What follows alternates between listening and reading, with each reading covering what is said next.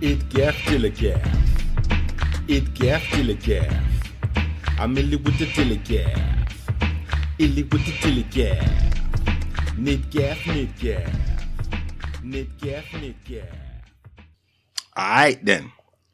So welcome again to Freethinking. This is the Grand Goda Papa Lifestyle Channel podcast.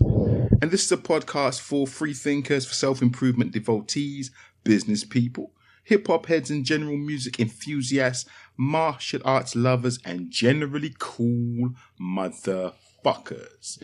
So, actually, there's going to be no alarm today, no bell. I know you're probably thinking, oh my God, will nothing shut him the fuck up? But no alarm bell today because this is going to be a little bit different. I think these are all meant to be different, but it doesn't matter. Okay, firstly, I'm on pain medication. Which could actually have or actually, to be honest with you, I'm actually off my pain medication. I think the medication's run has just come to an end about like an hour and a half ago. So I'm on medication for pain, but it's probably worn off now. And the pain inducement might make me even a little stranger in the things I have to say. Or my behavior, if that's at all possible. My point was, I'm not gonna have a timer on this one because this particular episode is a travel log. I was fortunate enough to recently just go and spend 14 days in Cuba, and I just really wanted to give a couple of my takeaways regarding that trip. To be honest with you, that's really what this is about. So I don't really want to have the timer on because I'm not trying to beat myself from the perspective of, getting a point across without waffling, which of course, as you know, I never do anyway. I actually want to just, I want to try and do this topic justice. I want to give this country, this amazing country, justice, by not trying to rush it, but just trying to explore it honestly and give an idea of, what I saw and how I felt, and give you some information that maybe, you'll find useful. So that's the reason why there is no timer today, as opposed to the other usual reasons like I can't find it or I forgot to use it. So here we go. My recent trip to Cuba, and takeaways.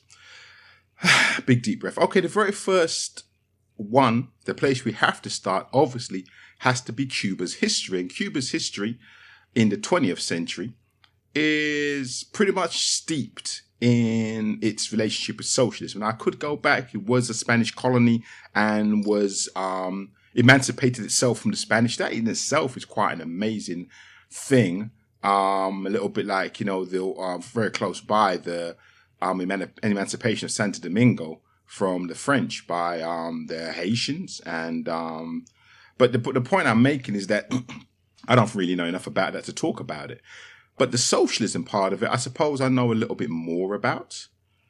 So, Cuba was a socialist government, socialist economy, and being on the doorstep of America was conceived to be a huge threat to America. So, frankly, America spent the last 60 odd years trying to either initiate a regime change or to discredit the country or ruin it. Now, for all you conspiracy theorists and debunkers out there, you flat earth people, you can go on the internet and find anything you want that will contradict that kind of idea. But for the rest of you who live in the real world with us, there is this amazing thing, I still don't believe they do it, that the Americans do now, where, aside from the many redactions, they quite frankly publicly post their government's policy every 50 odd years. So it's very clear that you can just go into whatever archives it is, pull up America's involvement plans, CIA plans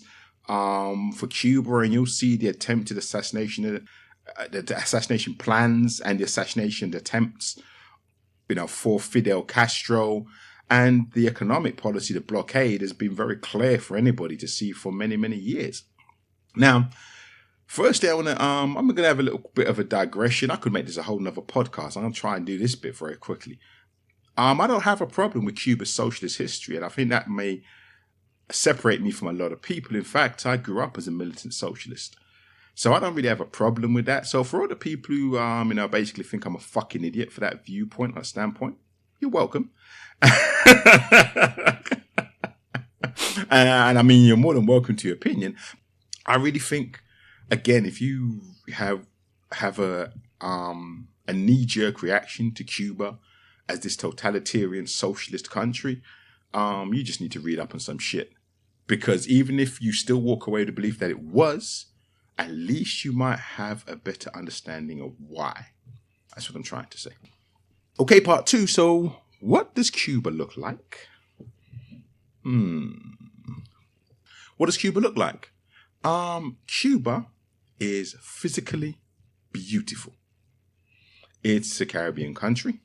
We say always have this joke with Jamaicans, man. They're like, we're the biggest island in the Caribbean. We're like, and that, Cuba don't count. Yeah, Cuba counts. So Cuba is the biggest island in the Caribbean. It is a tropical Caribbean country. Parts of it remind me of being in different parts of the Caribbean. I've been to Jamaica and the Grenadines and St. Lucia and so and such. It does remind me a lot of different Caribbean countries, but I guess it's so big. It just, has some kind of vibe, and I'm sure. I don't know. No, it was odd, to be honest with you. It reminded me of the Caribbean, but it didn't. But get to the point, because that's my perspective, and that's kind of pretty fucking useless to you. It's a beautiful, beautiful part of the world. It's lush, it's green, it's hilly, it's mountainous.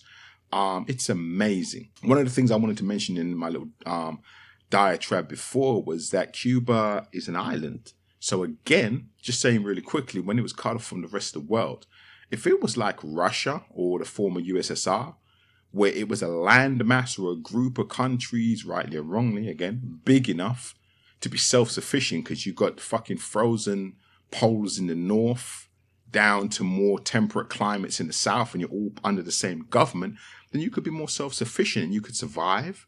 But when you're an island, you need to trade. Well, Cuba's an island. It's one of the most beautiful islands I've ever been to, but you really understand how hard it has been for this island to survive without trading partners. Now, America took away, because America is the leader of the free world, so I like to say leader of the free world. It led the free world the fuck away from Cuba. So Cuba had no trading partners in the West. Pretty much no trading partners in the free world. Very few, if any. And it only had other communist partners to trade with. Now, that was a bit of a difficulty because both of the versions of communism, the biggest versions, mainly being Russia stroke the USSR, and or China, were both bloated, inept, and completely, utter fucking disgracefully corrupt versions of communism. So, these were not really the best people to have to partner up with. But it needed the help. It was smart. So, it did the deals it had to do. And what's interesting about it, guys, that's how it feeds back into the way it looks, is that, it is amazing because what you have is the pre-revolution where you've got like lots of American classic cars when, you had the whole American influence there. Beautiful cars from the 1950s. I can't even describe them. They're just beautiful. Cars from the 1950s driving up and down all the roads. And then you have a huge influx of larders from its second phase, which was, cutting ties with the West, or having the West cut ties with it. And, still needing automobiles, so getting cars from Russia. And the same way, there's like lots of housing you see, which are very unattractive, sorry to say, breeze block housing, Lego housing. Again, coming back from the Russian era. And this is something that was told to us by the tour guide. They'll point out certain housing blocks and say, look, these are housing blocks that come over from when Cuba was, in negotiations in alignment, allegiance with Russia. They were in that position of trade, and these houses were built in that time, and they looked very much like these very soulless breeze block type housing. And we had the larder cars. The last taxi I took in Havana was a larder. Dude, when I said that thing shouldn't have been on the road, man, I wouldn't even give that fucker to a kid to play in the garden.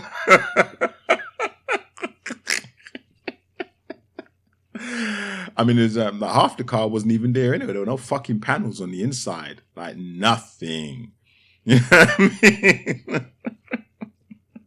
It's a long story, man. But yeah, you know. So, but you know, the fun thing is, it's like a lot of these things with the Mercedes and all now the German you know, Vorsprung technique. You know, them fuckers are built to last, man. So them larders, man, I don't know what age they relate back to, but that fucker's motor was still running. It got me where I was trying to go. Just wasn't the most comfortable or comforting ride.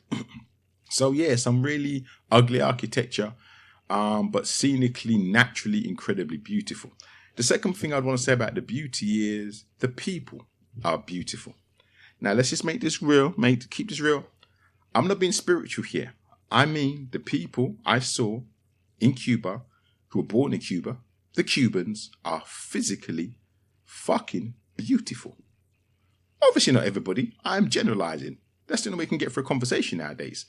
Well, anytime really. Everybody wants to get very specific about things because it allows them to make a counterpoint. But, you know, we don't give a fuck about those kind of idiots.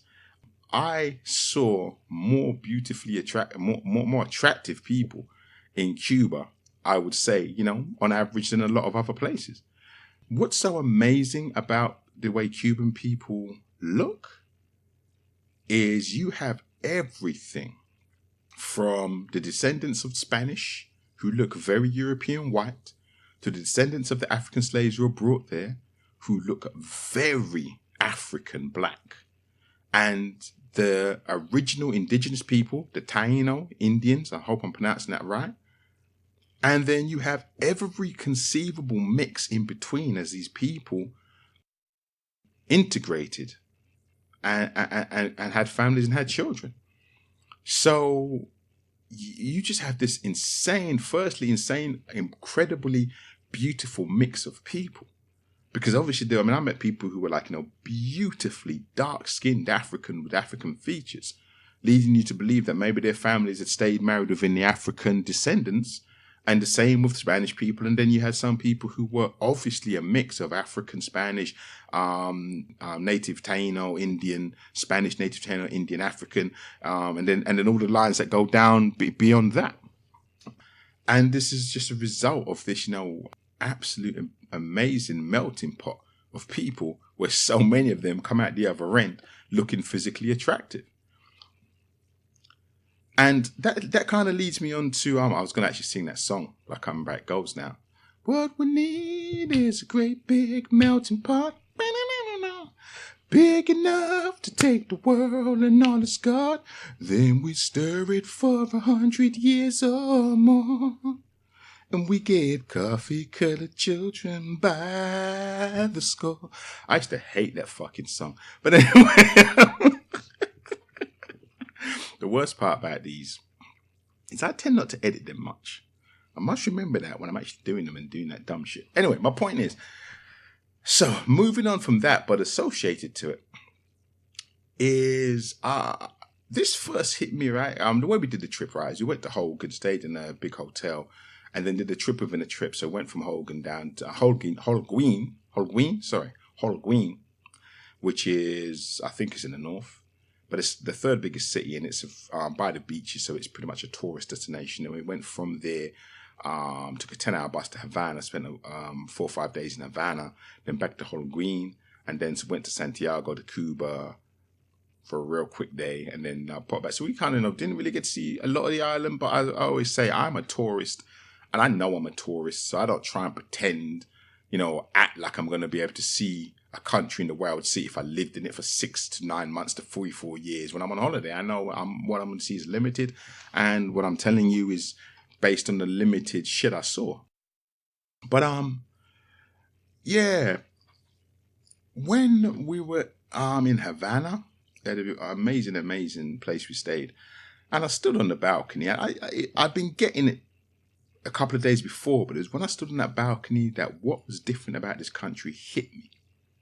And I stood on this balcony and I was loving it because I'm a real voyeurist, and I was just watching all these Cuban people go about their daily business. You know, it's nothing totally different from Holguin, where, you know, everyone's very focused on being a tourist and you don't know if people are being fake or real because it's a tourist trap. these are just people who just could give a fuck I was there. They were just doing their thing. And then it hit me.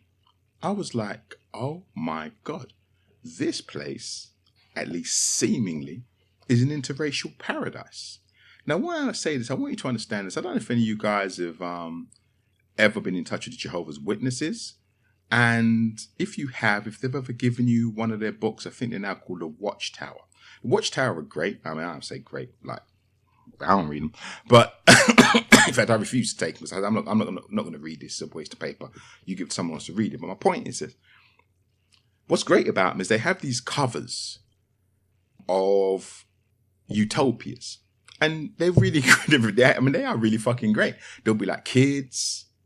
And then there'll be like a black man with a dark-skinned black man with a light-skinned white blonde woman and a South American looking person and then a Southeast Asian looking person, and they're all sat there in between a lion which isn't biting their heads off and a bear that is pulling their heads from their necks, and then it'd be like, a wonderful headline like, what will God's earth look like? And the idea is that this is what God's earth will look like. Well, if you take out the lion and the bear and the concept of interracial harmony where dark-skinned and light-skinned people are in one physical family actually related and or live and work together with pretty much absolutely no fucking relevance given to their skin colors. That's what I saw in Cuba. It absolutely fucking startled me. Because if you have grown up in a country that has racism, which pretty much means anywhere in the fucking West, whether you're black or Indian or European white, if you paid attention to racism, if racism bothered you, then this would be something that was not only startling, but really fucking encouraging. Because it's when people talk about when people talk about the Martin Luther King speech, I have a dream. I shouldn't read that. I have a dream. But you know what I mean? I ain't trying to mock Martin Luther King. Sorry, but mock Martin Luther King is just because of the way he orated. But when people talk about by the way, I did say I was on pain medication that's now wearing off. I'm just saying. So, when, they talk about, where, I can't remember the speech, you think I know it by heart. The point of the speech is people being judged only by the content of the character, not by the color of their skin. And that goes both ways. That goes for how I used to judge white people for being white based on what the white patriarchy had done in the world, to Africa, to, the Caribbean.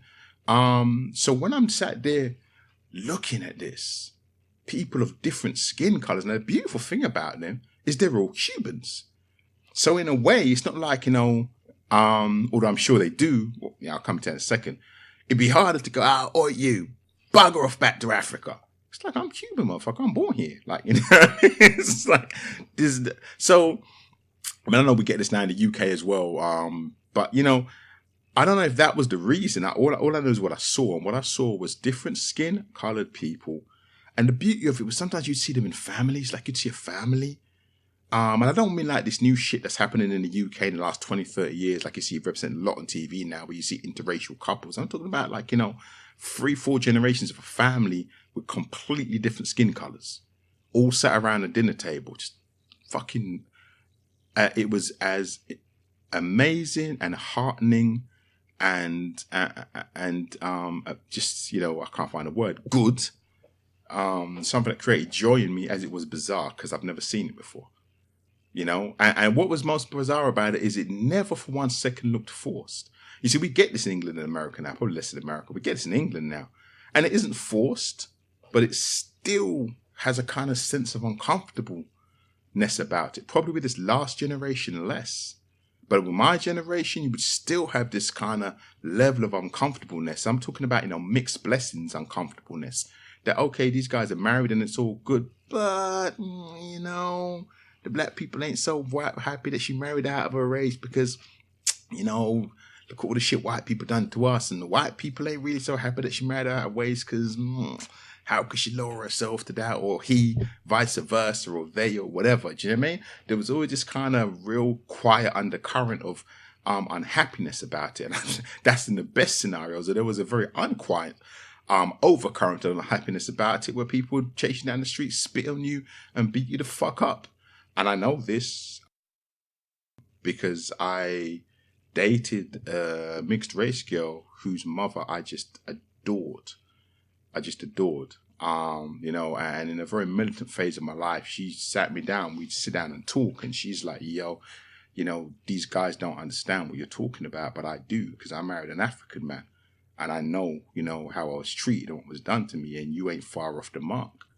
You know what I'm trying to say? Which for an English-born white woman to tell me that was really quite amazing.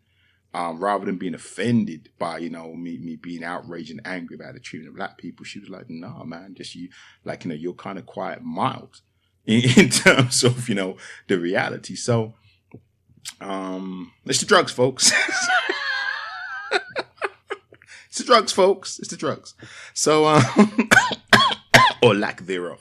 So, no, but honestly, it was the most amazing thing. It was for me, for my personal history and background, it was the most amazing thing. It was like stepping the fuck into a Watchtower front page and living there for 2 weeks. It was just fucking beyond. Now, I had to know. So as the 2 weeks passed, I asked a couple of people at racism. I started in Havana. I met a guy. This guy was so good looking. It's like, I was pissed off to even talk to this motherfucker. He looked like, I try to remember his name now. I think the guy's name is Michael Colt. He's the guy who plays Luke Cage, and he's also the bad guy, the bad cheating husband in Girls Trip, and he's done lots of other stuff as well. This guy looked just like him, only younger, slimmer, and better looking. And we got talking in Havana. With one of the guys who organised the classic car rides. We got talking about politics. I love this guy. He was just like, yeah. Because I was talking about, you know, in support of, you know, understanding the country and the economy because of the history. He's like, yeah. We don't hear none of that shit.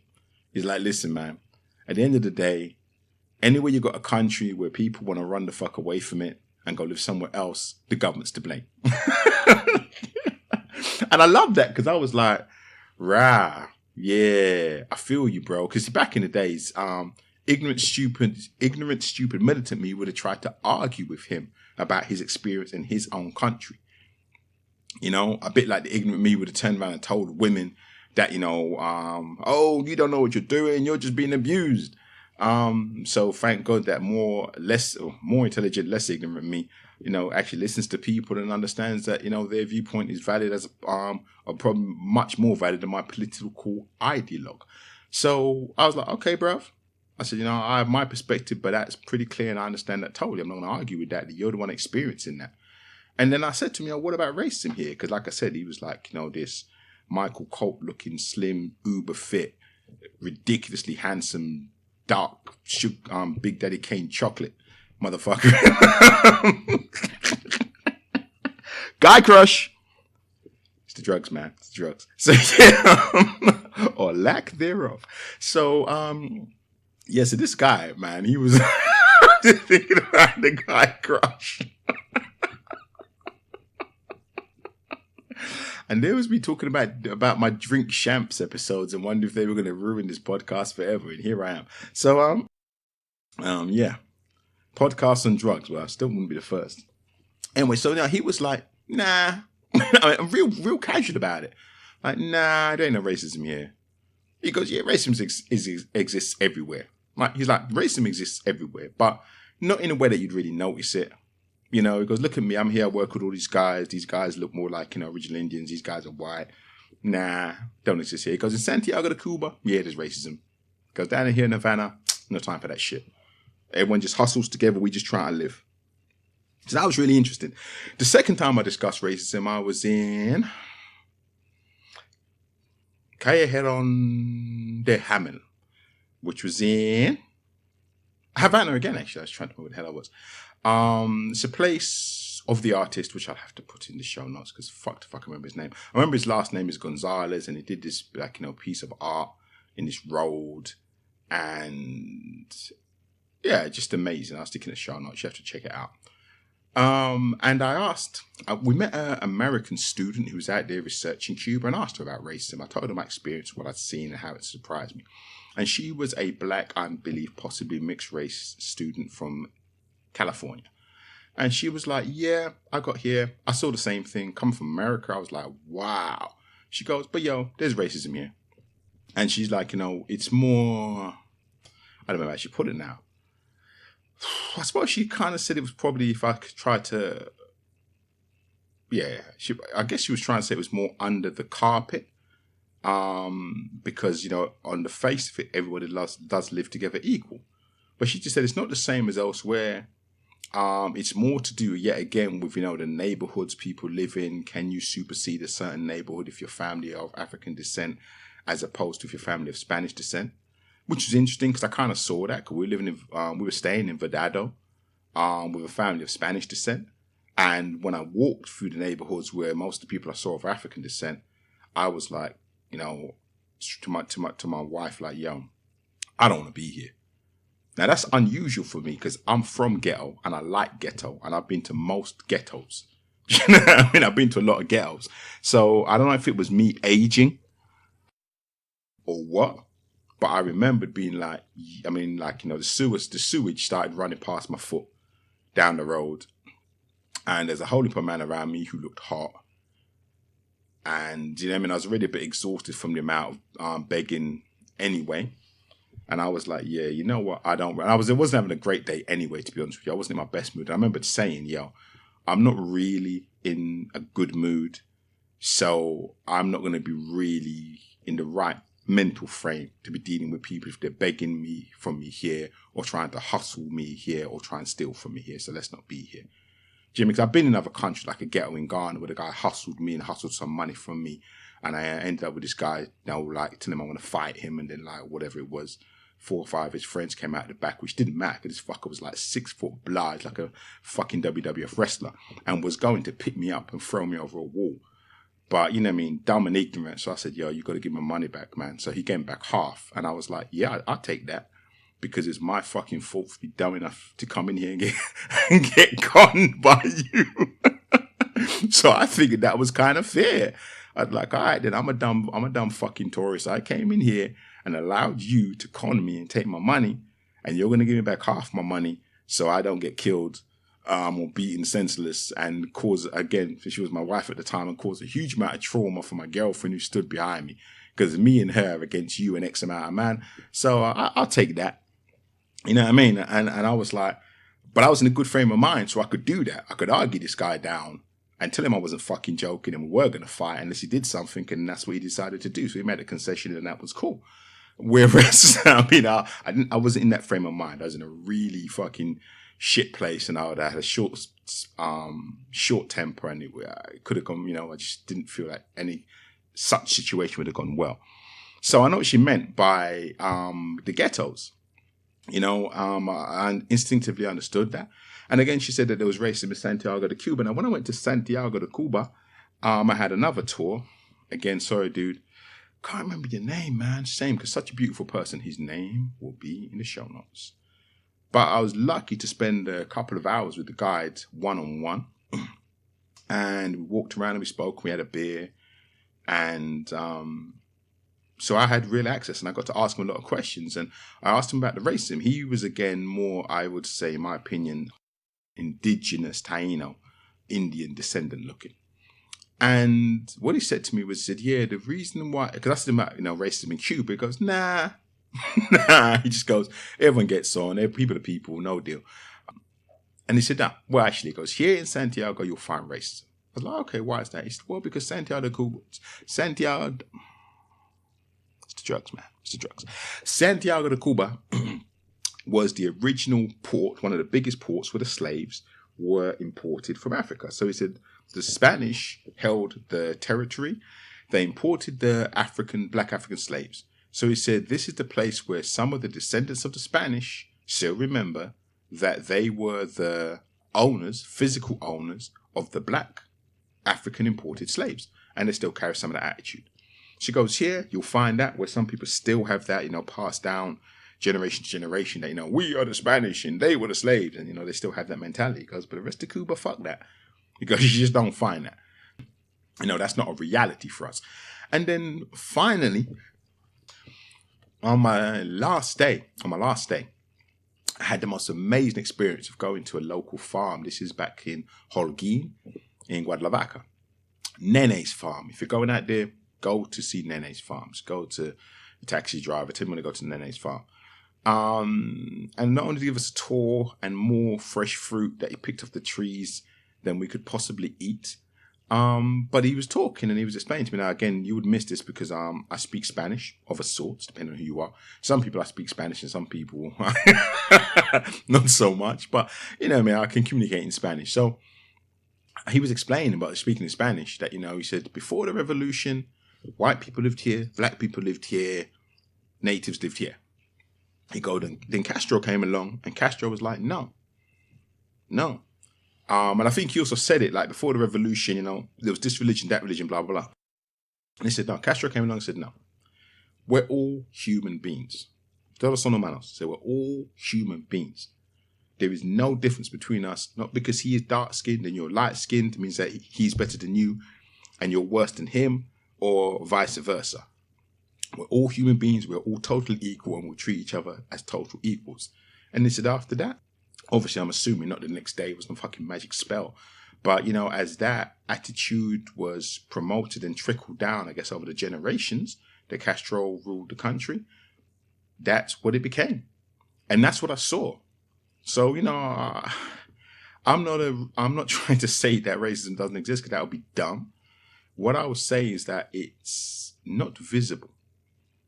And, it's one of those things, man. If you think you live in England or America, I'm from England, right? I ain't speak for the rest of Europe. You think you live in England or America and racism isn't visible, you're either only looking at the last generation or you ain't paying attention. Whereas you go to Cuba, racism is not visible. You see it within the people. It's not visible to them. That's really what it is. Like you might have a group of friends who have mixed cultures, but the fact that they are from different cultures is visible to them. It's just cool that they're all friends. Whereas, from my perspective, from standing on the balcony in Vedado, in Havana, the different colors of the skins of the people that they were walking with literally, obviously was visible. They're not blind, just meant nothing. Was of no interest other than maybe I found this one, but just what didn't seem to mean anything. It was literally, like I said, stepping into that cover of that Watchtower brochure. And I've gone on about it for a long time because I tell you this in real simple terms.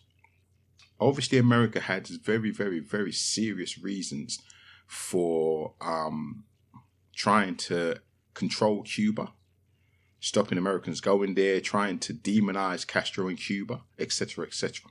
Most of them being economical, right? Because America is the leader of the free world, and the free world's political system and economic system is capitalism.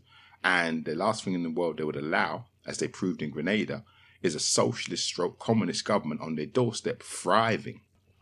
I'll make a real quick digression here. When I say thriving, one of the reasons I always wanted to go to Cuba was because I did a study on it when I was doing my A-levels. So I'm 48, so we are easily talking 30 years ago. And I was fascinated with it ever since then because I discovered at that time it had the highest adult literacy and the lowest infant mortality in the world. And I was like, wow, how the fuck? And this was quite happily in line with my own socialist ideals. So I was like, wow. Do you know what I mean? That's what you can do when everyone decides to take the middle route, not go for the Maserati and the Rolls Royce Phantom, but put that money back into the government where everyone just gets a nice like little Ford Focus. But then you can now achieve amazing things for everybody. Anyway, my point being, I always assumed that was what America was trying to protect their own country and the rest of the world from seeing, which was quite simply that this country that everybody was demonizing to be such a horrible, horrible, horrible place with such an atrocious political and economic system somehow produced better educated people throughout the country. This little pissy island had a much better educated population and a much higher rate of survival for children because of lesser hunger. That's the obvious answer. But having spent that time in Havana, I thought the third rung of that might have been that America was just scared, especially a country as politically divided and intense as America has been, particularly for the 60s and continuing for the 70s, 80s, and 90s, where you know when you've walked into an Italian neighborhood and or a black neighborhood and or a white neighborhood, you know, and if you're in the wrong neighborhood, you can get shot for buying a pack of Skittles, and the guy who shoots you gets away with it. The third rung, I think, to the argument would be that America would not want people to see that this place actually, at least on the surface, was a racial fucking utopian paradise. And what you'd get is you'd get people saying, well, hold on a minute. You tell me I'm in the greatest country in the world and I've got the greatest advantages and the greatest system in the whole world, yet my children are poorly educated, meaning they have very low opportunities in life to get this jackpot that they're meant to get through this so-called meritocracy. If they even survive, because infant mortality is so high because we live in such horrible, poor housing standards and poverty. And then I suffer all this racism everywhere I go. And if I was in Cuba, I'd have none of these problems. I'm not quite sure if the system's working for me. Now, again, I ain't trying to turn this into a political thing. My job is just to observe. And I just think that was really one of the things. I think it's probably an unexpected thing, but I think that was also on the list of the reasons why they were so against people getting access to this country and seeing what it had managed to generate. The adult literacy thing, by the way, I'll make a real quick I'll go into this real quickly. So the adult literacy thing is amazing because, just for example, right, we just recently had this new Brazilian president. And he's right-wing and he's populist, blah, blah, blah, blah, blah, blah. And one of the bar staff in the hotel said to me, yeah, did you know that he just expelled 5,000 Brazilian doctors? The point I'm making is that Brazil had been exporting educated individuals all around the world to any country who would take them. So pretty much any socialist-leaning country who needed expertise had Cubans. I said Brazil, but I meant Cubans. Cuba had been exported. Had Cubans who could be exported there. Now, what had happened is Castro had apparently, a bit like, Boris Yeltsin had a thing for tennis players and, made this tennis academy. People, governments do that. And obviously there were other initiatives in the past because, like I said, there's such a high adult literacy rate. So many people going on to college and university had a very well-educated population. But, the last, apparently, couple of years, the initiative was for doctors. Basically, again, just very simple logic that everybody needs their health taken care of. So Cuba had doctors to the extent that they were able to export them to any country who would have them. So, I also met, funnily enough, somebody who had been in the army many years ago and fought in the Angolan War. So basically, all the socialist countries stuck together and supported each other in those sorts of things. And Cuba was obviously very instrumentally. Sorry, I think I leaned forward there. So, all the socialist countries stuck together, and Cuba was obviously very instrumental in exporting people of need. But the last big push was for doctors. And just to think about this, for one country, which is Brazil, to have a change of government and decide they want nothing more to do with the socialists and then have the ability to expel 5,000 people. That's a lot of people. That's a lot of help that you've previously given to them. The fact that there were 5,000 fully educated doctors, to be a doctor pretty much anywhere in the world is like 8 years worth of training. And yet Cuba had the ability to export 5,000 to one country. And again, a bit like the whole, Mugabe fallacy. I don't know if Brazil's healthcare is going to overnight become much better. Sounds like a bad idea to me. I would probably more want to try training up my own doctors before I bit the hand that fed me and got rid of 5,000 people who are qualified in saving people's lives, but only time will tell, right? So, partly related to that, moving on to it was the two-tier money system. Now, so I don't waste time trying to be polite, this just got on my motherfucking nerves. And I'm going to try and explain it real quickly. Right. We've been to a lot of poor countries. Not recently, but many, many years ago. I went to Ghana, been to Kenya, been to India, been to Malaysia, lots of places. I'm sure I figured ones where the exchange rate was very high. We had pounds at the time.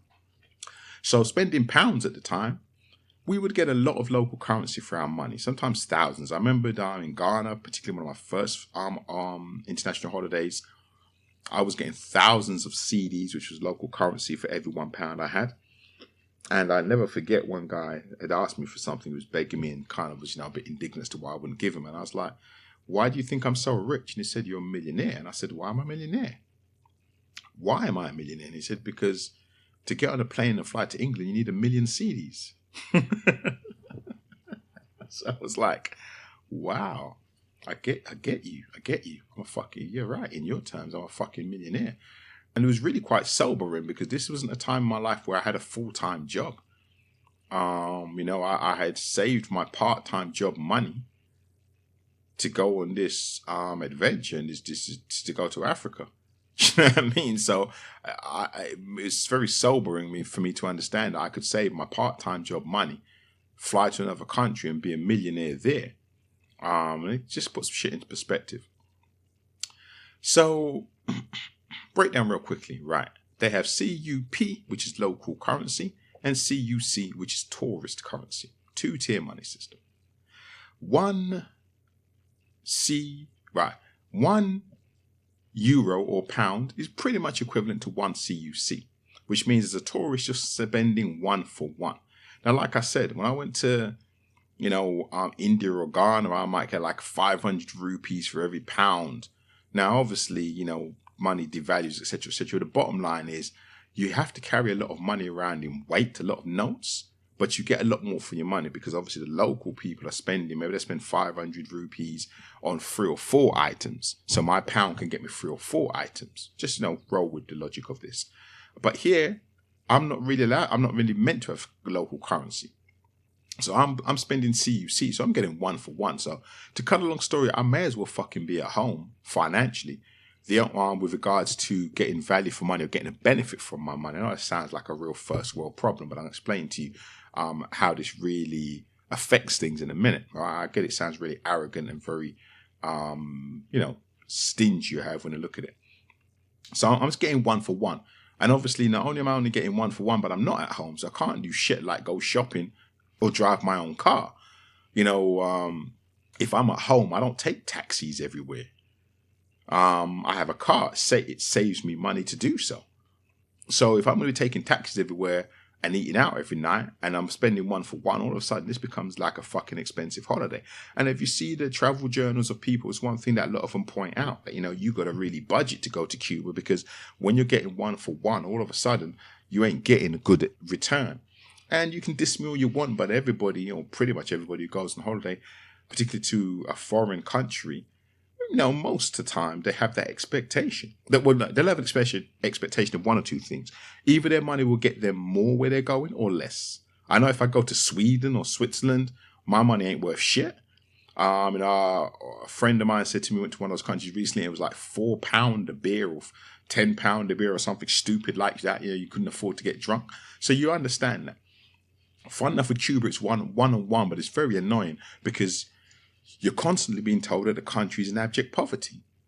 And the local people are spending a different currency, which is CUP. Now, the rate of CUC, which is basically called a pound or euro, so the rate of a pound or euro to the local currency is 24 to 1. Not even as bad as it is in places like India or Ghana, or was. I don't even know what the recent exchange rates are now. But not as bad as it was. It's 24 to 1. So for every £1 you're spending, if you're spending it locally, you'll be getting 24. But because you're spending tourist money, you're getting 1 to 1. Now this creates what I think is currently the biggest problem in Cuba. Let me say again, this creates what I think is currently the biggest problem economically in Cuba. This 2-tier money system, because it creates this problem of the value or the logic of begging versus working. Now, we've seen this in the UK when people in the UK discover that staying on benefits made more financial sense than going out to get a job. Because at that point now, it doesn't become about financial logic. It becomes about morality. And I'm not saying that not having a job is even immoral. So actually, for me, that's bullshit, man. I'm a meritocrat. So at the end of the day, if the logic is I make more money by not working rather than working, then I probably won't work. Because I'm a logical beast. So then how does this affect the system in Cuba? Well, the problem with the system in Cuba, this two-tier money system, is that in the tourist areas, it becomes more cost-effective to beg than to work. Let me give you a quick example of this. So under this system, right, we're talking about tourist currency. So we're talking about pounds or euros, right? The average person, I was told, earns between 20 or 30 pounds a month. A month, right? A pound a day. That's what the CUC value of what they're getting, right? But obviously put in CUP, it's 1 times 24. So, 10 is 2,400. Let me say 2040. So you get the idea. My point is this. In terms of our currency, 20, I was most often quoted 20, but for my convenience, I'm going to say up to 30 pounds or euros equal to CUC per month. Roughly 1 CUC, £1 or euro a day is what your average working person earns. Now I was on the beach with some guys in the tourist area, and they were hustling me, trying to get me to buy some cigars, which I knew would be black, but they were nice guys who were speaking Spanish and English. They were funny. We had a real great time. And as I do, I got money to spend. So I love to spend it with the locals. So I'll always buy some stuff, even if it's tat, even if it's shit, because it goes into the economy, right? So there I am.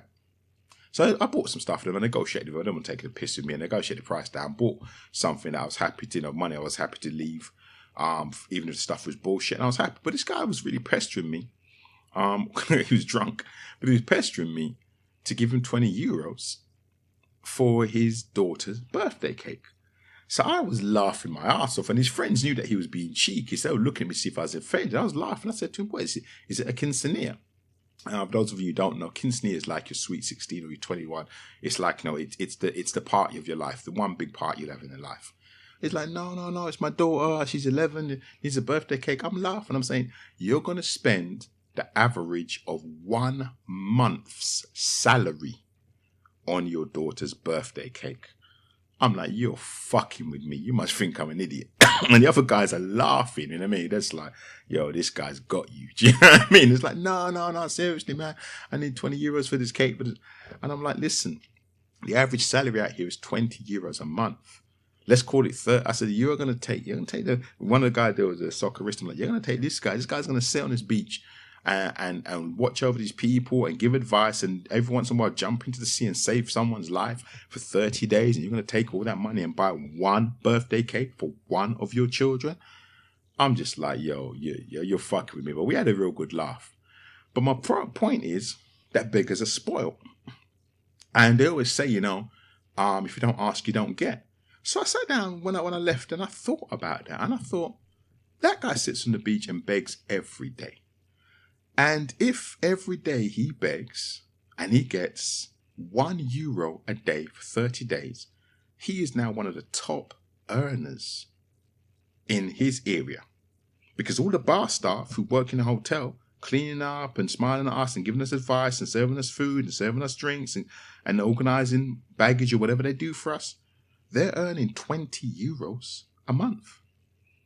Let's say 30 to make our life easy. He can sit on that beach and beg. And all he's got to do for 8 hours is beg, get people, tourists, to go with their little wristbands and get him free drinks, which is how we got so pissed at this point of the day. And he will make more than the average salary sat on his ass, just laughing and joking with people. And then if even just once a month, in addition to that 30 euros, someone like me is dumb enough to go, oh, well, it's your daughter's birthday. And it's only 20 quid, fuck it. It's a poor country. Here you go, mate, 20 quid. He's now earned twice the monthly salary. So if he pulls that off once a month with the tourists, he earns twice the monthly salary sat on his ass, bullshitting and blagging. So where's the incentive to go to work? It's completely ruins the incentive to go to work. It's really quite shocking. So, and the thing is, it wasn't the only one I experienced like that.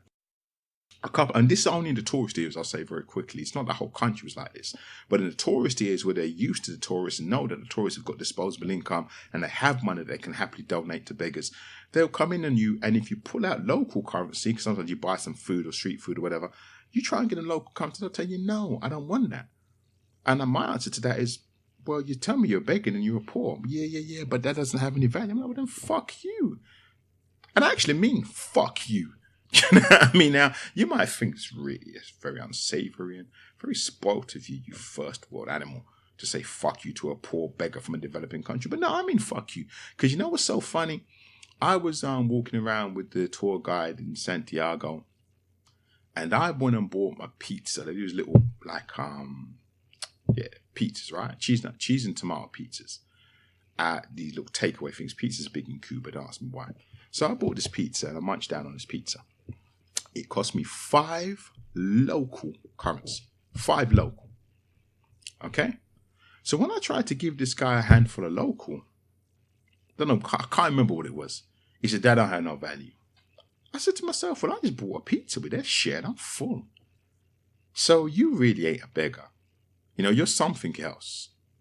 And I don't mean like to be a beggar, you have to be on your ass. What I mean is that you're looking at me as the source of wealth, and you're looking at your ability to earn wealth for me all from the wrong way, because you ain't providing me with any fucking value. You're not giving me anything, but you expect me to put my hand in my pocket and give you more money than the guy stood right next to you is fucking working for. Because if I give you 1 CUC, tourist currency, you've just earned a fucking day's wage. So I revert to fuck you. Because again, I'm a meritocrat. I ain't trying to get you to think that just begging rich, bloated tourists, and they play this game. They play the game. They understand that the tourists coming over thinking that they are living in a very oppressive regime and have been really exploited. So because they know that we think that, they play into that. One of the ones that made me laugh the most was, I'm not knocking anybody, bless people's hearts. This really lovely lady, she was lovely, a tourist in the hotel, had told me how they'd been down to the market and met some people who told them that they weren't allowed to celebrate Christmas and they weren't even allowed to put up a tree because the regime was so oppressive and it was anti-religious and da-da-da-da-da. They just wanted a little tree. So they were going to go back home. They gave them some money and they gave them some new clothes. They'd gone to the market and rather than give them old clothes, they'd bought some new clothes and gave these people some clothes. It's all good. They were going to go home and send them a package full of stuff, with a little tree and some presents for the kids, and that, just so they could have a Christmas. You know what I mean? It's Christmas. It's Christmas. Don't get me started on Christmas. If I wasn't unwell, I would have done my Christmas podcast. I'll have to save that for next year. Bar motherfucking humbug. But my point is, the house I stayed in Verdado had a Christmas tree in the corner. These people, it wasn't like the curtains were drawn and they were looking at the windows for the stormtroopers to come around, shoot through the windows and say, get rid of that motherfucking tree. There was a big motherfucking Christmas tree in the resort, but I figured, okay, fair enough. That's a tourist place. We understand, like in places like Dubai, they have exceptions for tourists. There was no evidence that Christmas had been outlawed, that this thing wasn't allowed. All this kind of stuff you hear, people say, you can't talk about politics to people. Yeah, you can. You know what I mean? I got quite a few people on camera. And now this was, they said to me, I don't want to talk about politics on camera. Like, fucking hell, yeah, you're damn right. I get that. That's a totally different scenario, but they're happy to sit down and talk about politics and the economy in the country to you like a normal person. So that level of exploitation and oppressiveness and, trust me when I tell you, bro, it is not Mugabe's Zimbabwe. I say that from having been to Mugabe's Zimbabwe. People in Mugabe's Zimbabwe will not fucking talk to you because they know they run their mouth. Them or their family will get snatched up off the street and never seen again. I know people who have had their brothers or sisters disappear under Mugabe's Zimbabwe. This ain't it.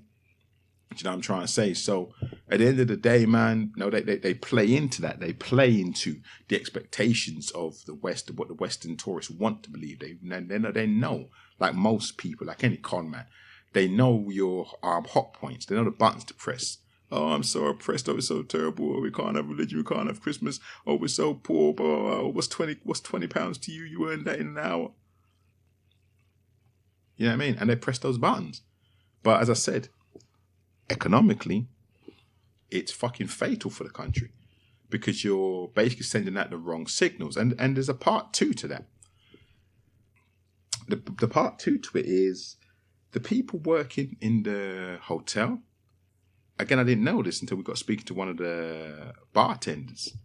Most of them, I mean, probably almost all of them, nothing's absolute, have got degrees in other areas. Most of them are engineers or architects or doctors or all kinds of stuff. But the point being, they might get 20 to 30 tourist currency stroke pounds, euros a month working as an architect or an engineer. They might get the same 20 to 30, maybe even a little bit more pounds, euros a month working in a bar, in the hotel, serving drinks, serving food. But the difference is in the hotel, you get tips. Here we go again. So if you was to get a tip a day, you've doubled your wage. So now your brilliance as an architect or an engineer or a scientist or whatever you studied it, based on the fact that the country used to have one of the highest adult literacies in the world. You have a very educated population. People who are going to go on and study and become brilliant in all fields and manners of academia and then industry. And all this potential economic power is going into serving drinks for drunken tourists because that's where the money is. And I ain't wronging them because I'd fucking do it too.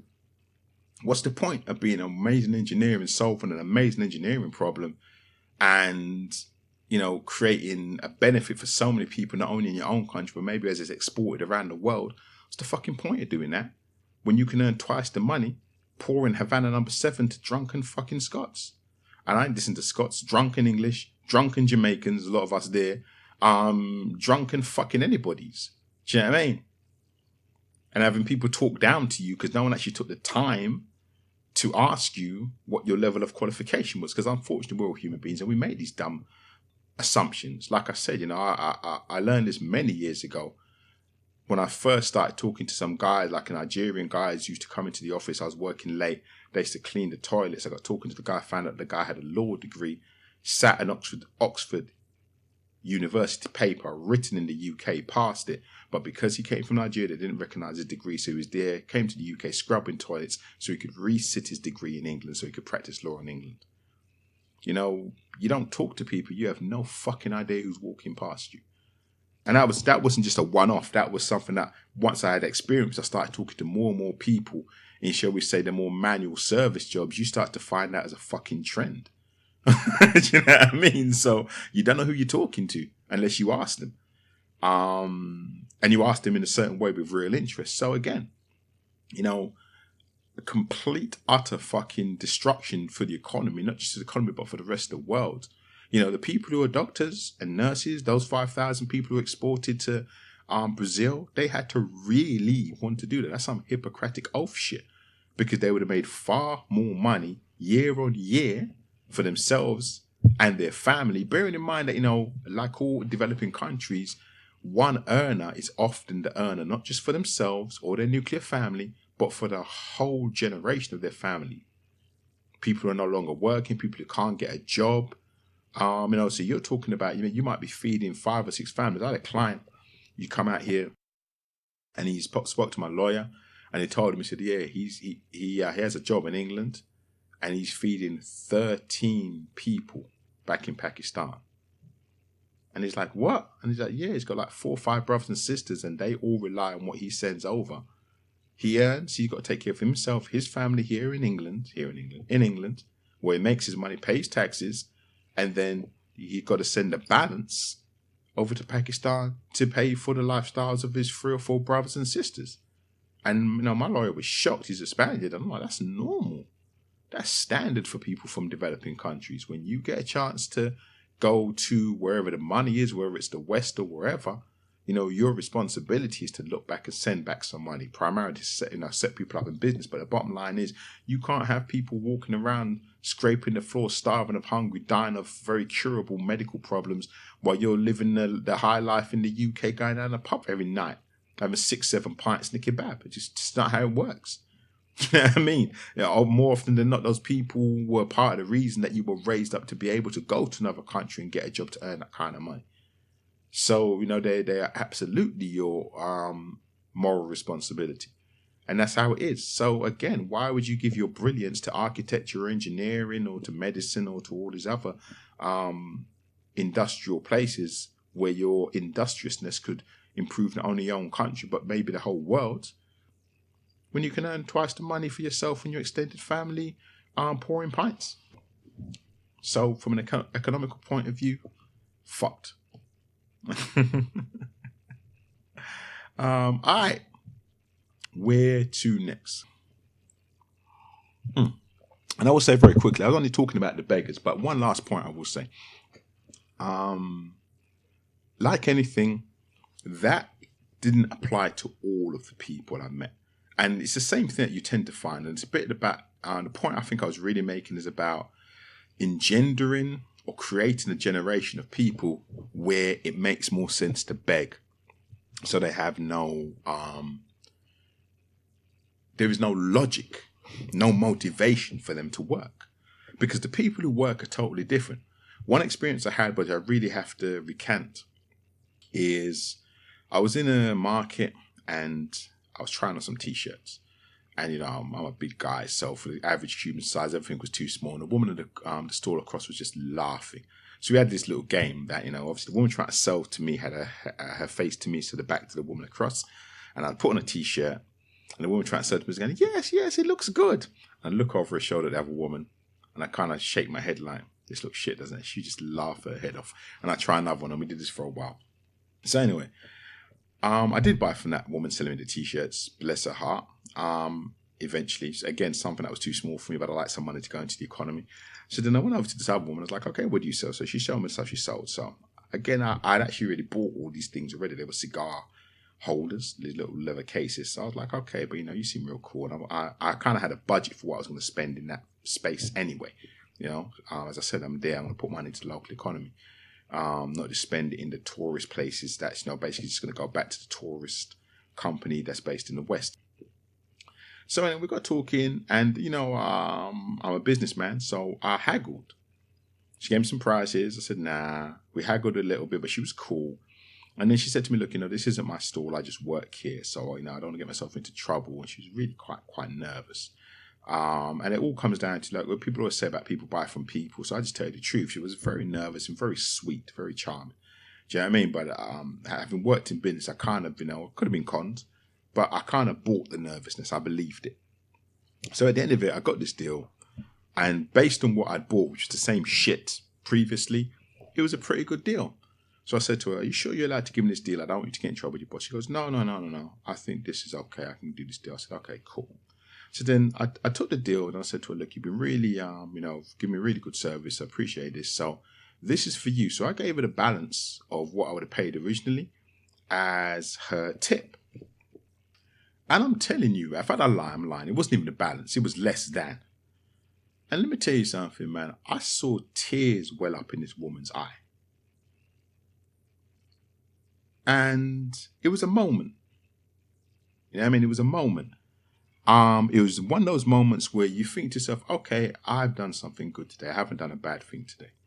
Do you know what I mean? This is something, that was worthwhile doing. And it's going to create some kind of a benefit.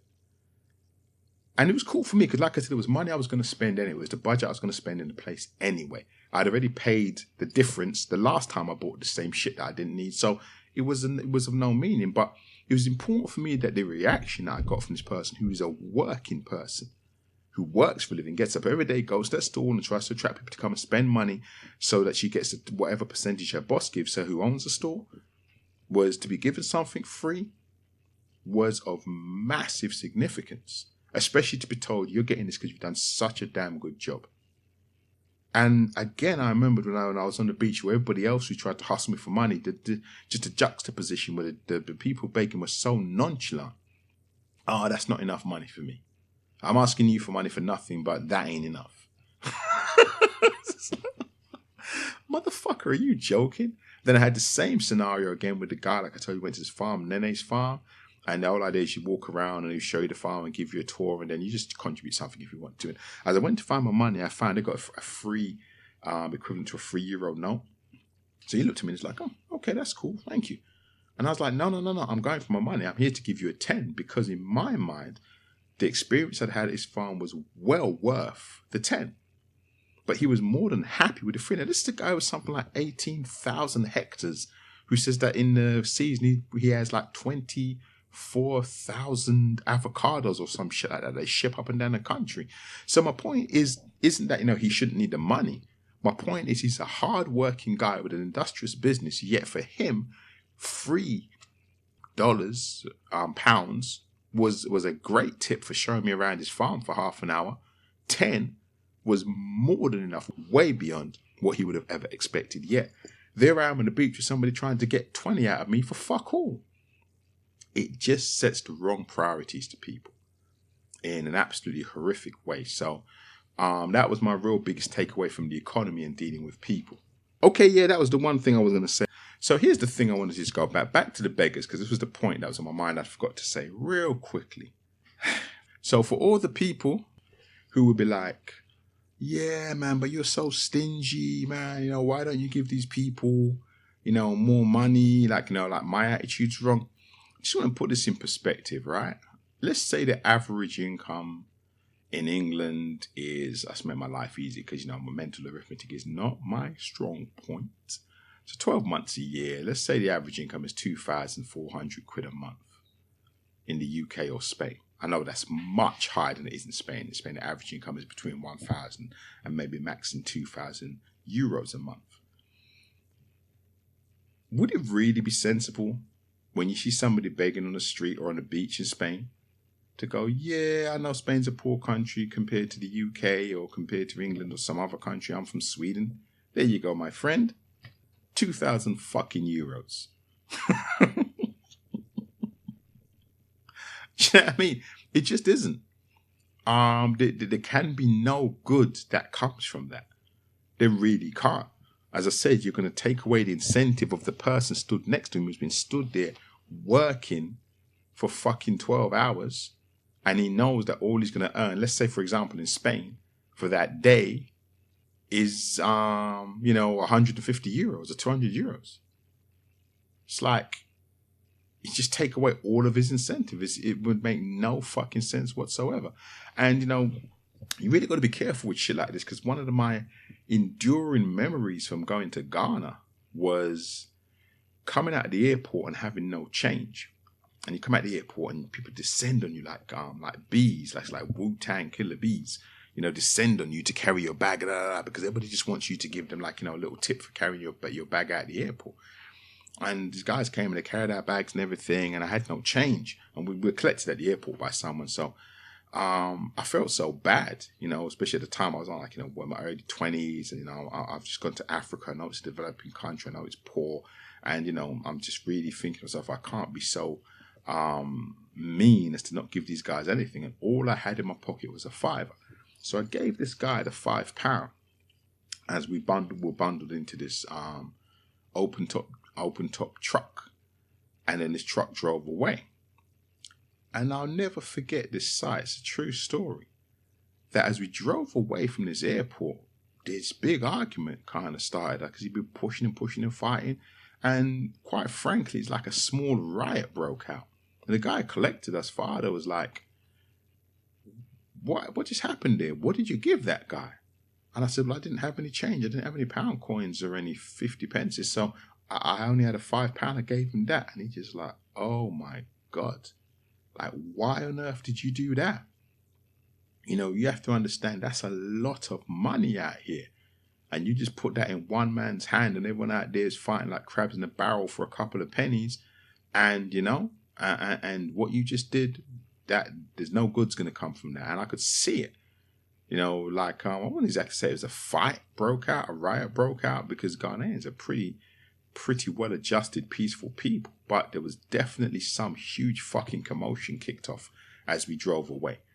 So it's just understanding the logic of it, and my point probably primarily being not that we can, well, yeah, we can obviously do something about it by not being dicks. That if you're in Cuba, don't be giving people the equivalent of 2,500 fucking euros because they asked you, or 2,500 pounds because they asked you. Understand the logic of, you know, what the incomes are, and give appropriately if you want to give it all. And secondly, the government's going to have to get their head around that, even under the very, very, very difficult strain that they've been put under by basically being made economical exiles and pariahs, to do something about this two-tier financial system when they're going to have tourists coming to the country, because they have an amazing amount of adult literacy and an amazing amount of skilled personnel. But they're creating an economy that's basically going to dumb that down, because that's not where the money is. Because the money's in working in hotels and begging on the beach. So, you know, that was the point I was trying to make. Okay, so ending it all off, here's the thing. You know, people have these stereotypes that they go to Jamaica and go, come to Jamaica, man. Smoke weed, man. Listen to some reggae, man. Don't worry about things. Well, that's why I haven't really spoken about art and music and culture, because I kind of think people expect that of Cuba, and Cuba to be only that. And it's, now I'm not trying to trip. I just decided I'd come to it last. Cuba's full of art. Amazing art. Murals on the walls. That place, that Callejon de Hamel, is astounding. It's just one of many. And it's beautiful. There's lots of Cubism influence from, you know, Spain, from Picasso, and African art influence, which actually influenced Cubism in the first place. So we could go there if we wanted to, but we're not gonna. And, you know, it's just a amazingly beautiful place, naturally, people-wise, and with the art that they create. Again, some of the buildings don't reflect that because, you know, of the economy. That's the only thing I would say. That architecturally, a lot of Cuba that I saw wasn't beautiful. As you're out in Holguin, probably more, because people buy parcels of land and build their own houses, and it looks more like the Caribbean or parts of Spain. It's beautiful, but in the towns and the cities, it's breeze block. Having said that, London look exactly the fucking same, so I don't know what I'm talking about. And so does Malaga. But yeah, so architecturally, not so beautiful in some of those areas. But with regards to the art that people create, amazing. Went to this place called Fabrica de Art, which is a nightclub in Havana, and it's just mind blowing. It's the kind of place that I would love to own if I had a nightclub, although it wouldn't suit me. But I can think of several other people who've done similar things who it really would suit. And you know, it's just a nightclub where they have artists' works all over the walls. And it just carries that whole ethos. Like when I walked in the door, there was a rock band playing. And then when the rock band finished in that particular hall, it switched over to an R&B DJ, which is where me and my wife stayed. And we was just rocking out the night to, like, you know, the latest American R&B. And then upstairs, there was another huge hangout, chill out area where they were playing like 80s soul. And again, lots of art. And then in the main auditorium, when we got there, they were dropping Bruno Mars, but then it soon turned to rock music. And I mean, this place was just fucking like 1,000 people, like, you know, all screaming the chorus, "The Highway to Hell" in Union. You know what I mean? It was insane. Like, we're on the highway to hell. 1,000 people screaming that. It's like, 30 seconds after screaming the chorus to Uptown Funk. So very eclectic musically and very eclectic art-wise. The art was mind-blowing. I really loved it. It's the kind of place I could easily go every single weekend. I didn't go to Casa de la Musica, partly because we've been down to Obispo, I think is what it's called. And that's like the cultural musical area. And again, it was cool. We had dinner in a place where there was a band playing. And then 5 minutes down the road, we had another drink in a place where there was a band playing. And there's some dancers. And, you know, you can just know it's that whole vibe, you know, kind of place that people would call the Latin Quarter, where all the music and artists hang out, and there's an artist and a singer on every corner. So by the time we finished that evening, we were kind of music, dance, art, cultured out. And luckily enough, we'd actually already had seen, I God, I can't remember the name now. Senior Moment, and that's probably it's drugs, man. It's drugs, man. It's drugs. We'd already seen the really am having the senior movement moment. Okay, it's a very famous Cuban group, and we've seen them in Spain. But for some reason, the names won't come to me right now, so this will just drag on. But yeah, they're based in the Casa de Musica in Obispo, and it's funny because when the guy came, the tout came to say to us, if we had, if we wanted to buy a ticket to go in for the show, I mentioned to him, no, we were lucky, man. We saw these guys and they performed in Marbella, Spain. He was like, oh yeah. I was like, yeah. It's like, yeah, I was there with them. I was like, nah, you're kidding. It's like, yeah. He said, I've worked for them for like 20 years now. I'll have to put it in the show notes. I'm just absolutely disgusted that I can't remember. In fact, I'm so disgusted I can't remember it. I'm going to fucking find it because it's actually now just annoying me. It's gone beyond a joke. All I got in my head is Celia Cruz. Buena Vista Social Club. Motherfucker. That's the name.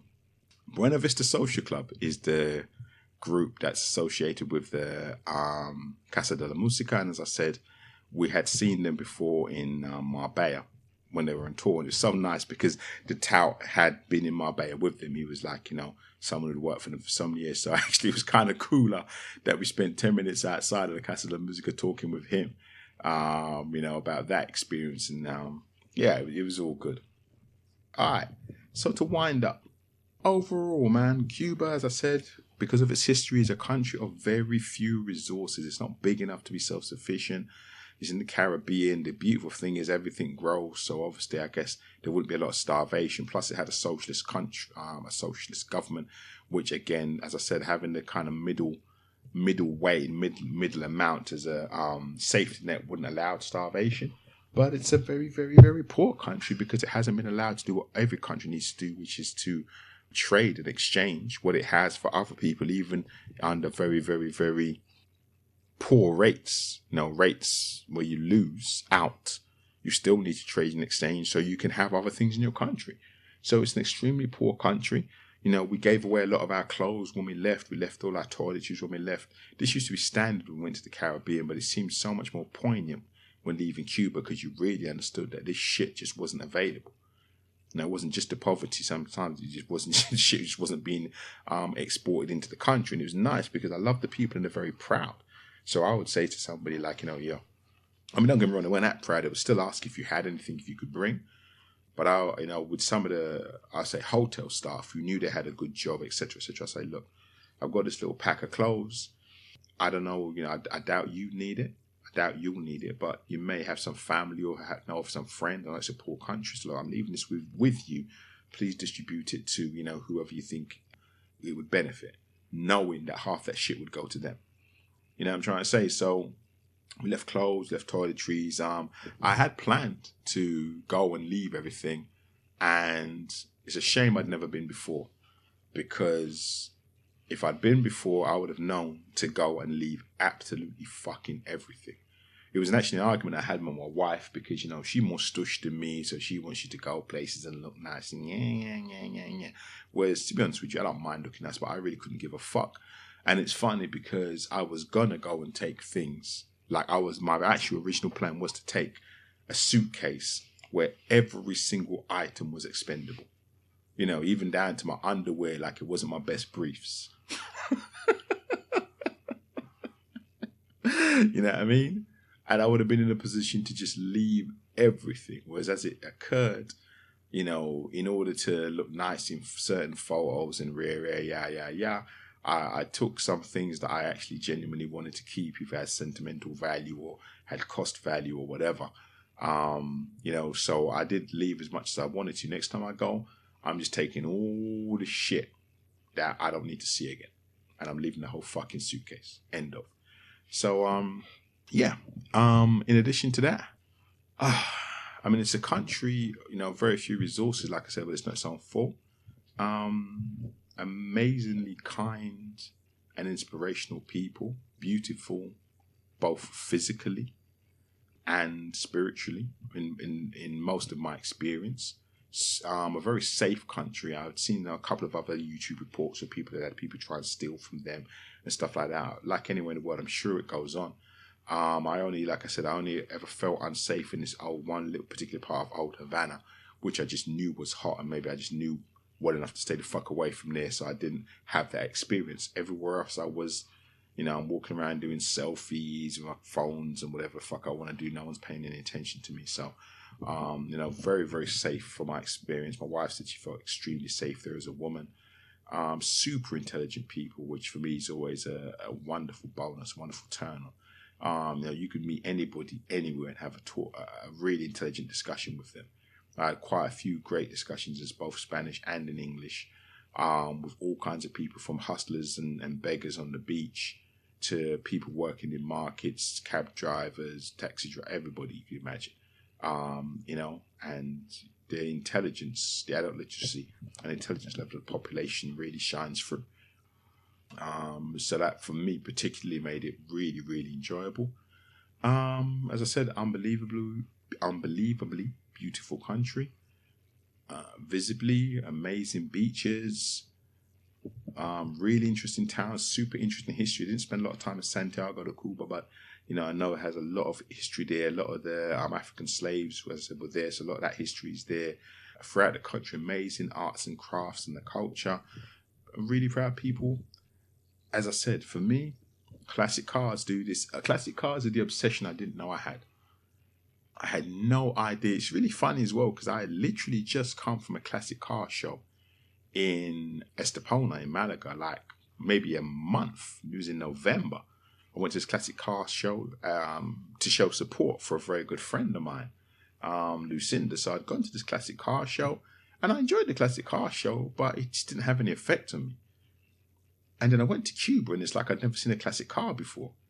I just couldn't stop videoing these things and taking photos behind them, and just totally fucking obsessed. And now owning a classic car is on my list, bucket list. It's on my to-do list. It's on my when I'm a motherfucking millionaire list. When I've created enough wealth and generated enough good for other people, and it's time for me to be selfish and have some fun, I'm gonna buy me one of those. So that'll probably be right next to my Sherman tank and my I'm a helicopter and all that shit. So if you have the opportunity to go, it's a must. It's like anything in life. If you don't have the opportunity to go, then that's what it is. But given the opportunity to go, and if you were saying to me, is this a good idea? I'd say it's a must. It's a must because culturally, it will blow your mind. Just if you're from anywhere in the West, just to see that fucking watchtower brochure cover come to life and see people of different skin colors living like if the skin colors don't matter and have absolutely no interest in that. As Nenes said, Castro said, we're all humans. And just to see people living that, whether there's an undertone of racism or not, just fucking mind blowing. The classical cars driving around you left, right, and center, just mind blowing. And one of the things I didn't even notice at the time, particularly in Havana, is that a lot of the classic cars are taxis, and the price of them isn't much more than the yellow cabs. If I'd have known that when I first got to Havana, I'd have taken a classic car every fucking where I went. They're amazing. They don't just look amazing; they're amazing to ride it. Hint: don't ride them too far because they're classic cars. They're 50 years old. A lot of them now have Mercedes engines, apparently, but don't try and drive 200 miles one of them, because when the fucker breaks down, you're driving a 50, 60-year-old car. What did you expect? But for a little tour around town, or to go from one end of the Malecon to the other, to go from Cohiba down to the castle, it's fucking amazing. 10 euros for that all day long. Amazing experience. And I just wanted to give you my takeaways. That's why I didn't have a bell, because it's an amazing country and it really deserved me to take the time and talk about it. Because if at any point this inspires anyone else to go there, then I'd be very happy to have done that, to contribute to that and allow someone else to go over and see, and spread the word that this amazing country, needs tourism. And hopefully, the more people see it, we can start to, as you do when you have an interest, enforce a little bit of political pressure to get some of the economic blockades lifted so it doesn't become another Caribbean country that survives only on tourism, but is allowed to export some of that amazing industrious knowledge, academic knowledge in, as I said, engineering, architecture, medicine, science, and all these other fields that people are highly educated in around the world for exchange, fair exchange for money. So more money goes back into Cuba, and the rest of the world gets some of that amazing ability. Okay, so this is the Grand Gordo Papa lifestyle protest. It's the drugs, man. It's the drugs, or lack thereof. So this is the Grand Gordo Papa lifestyle podcast. Might have been a protest, I don't know. And go the fuck to Cuba, man. It's amazing. Do it. Don't miss out. Go. I mean, now. Get the fuck out of your chair. Go. And I'm out. It gaff till a gaff. It gaff till a gaff. I'm illy with the till a gaff. Illy with the till a gaff. Knit gaff, knit gaff. Knit gaff, knit gaff.